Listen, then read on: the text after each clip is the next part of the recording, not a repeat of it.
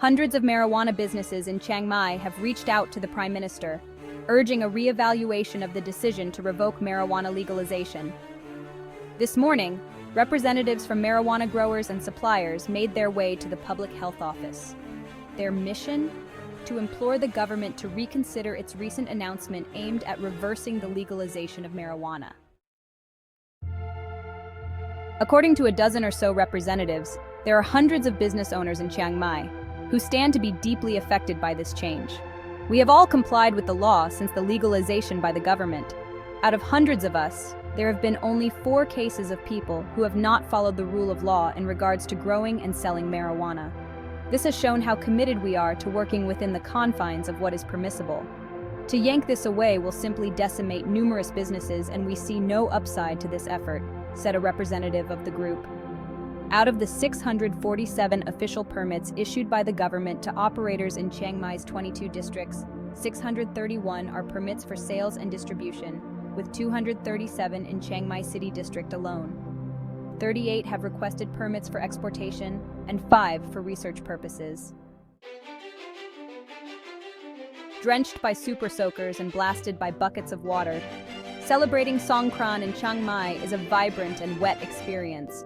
With Thailand's New Year celebration now recognized on UNESCO's lists of intangible cultural heritage, I, Lucy Grace, was eager to dive into the street parties of my adopted home. However, I soon discovered that there's much more to the festival than just water.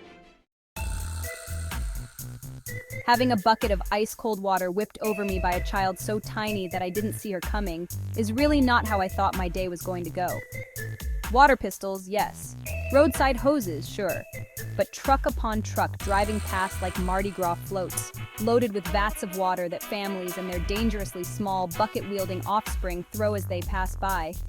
Well, that was a surprise. I suppose I should have thanked the infant. The temperature was 40 degrees Celsius. Thailand's New Year celebration, Songkran, takes place in the middle of April, one of the hottest months of the year up in Chiang Mai, where I live. But despite residing here for a few years, this was my first Songkran in the north. And blimey, I had a lot to learn. Songkran brings out everyone's inner child, beams Patrick Tunhapong, a local blogger and historian. It is traditionally a time that families get together, as elders and ancestors are honored. But people in Chiang Mai are so nice, you'll be part of the family here. He's not wrong. Chiang Mai residents are known for being incredibly kind and polite, while usually pretty reserved, but not this weekend.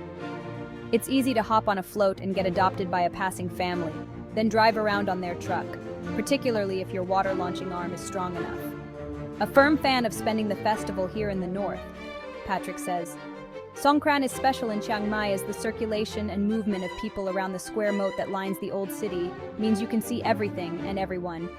Water and people flow. It's the first Songkran since it was added to UNESCO's lists of intangible cultural heritage, and Thailand has not held back. Consequently, the celebrations are extra long, lasting 10 days in Chiang Mai and 21 down in the capital, Bangkok. Usually occurring for 4 days in mid-April after the rice harvest, pouring water during Songkran is a symbolic act, representing cleansing, reverence of older family members, and of course, optimistically hoping for good fortune for the year ahead. It's not all water fights and street parties, although they certainly are the most apparent and unavoidable element. Before I'd been blasted with super soakers and drenched by children with buckets, the day started with an impressive parade from the royal temple, Wat Phra Singh. Hundreds of monks, clad in orange robes and carrying Buddha statues, were followed by Phon Lep dancers with long silver nails and alms carriers in traditional costume. This was just one of over 24 parades and traditional devotional rituals in some of the city's hundreds of ancient temples every morning. Thousands of Chiang Mai residents were seen bringing out blessed water for the monks to wash their Buddha icons, collecting the water as it rolls off the statue, so the one offering can use the liquid to bless themselves, and dousing it over their shoulder at the end of the practice. North Suvisa Vathananond, a local guide who runs North's Chiang Mai, is thrilled with the UNESCO award, like so many others who work in the region's tourism industry. While this festival is the highlight of Thai folks' year, she feels it is deserving of wider international recognition and to be firmly on the map for visitors.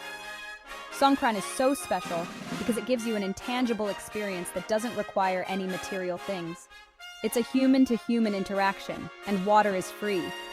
In other countries, you have tomato fights or fireworks, but here we don't need anything to run this festival, she says with a glint in her eye. She giggles as she shares.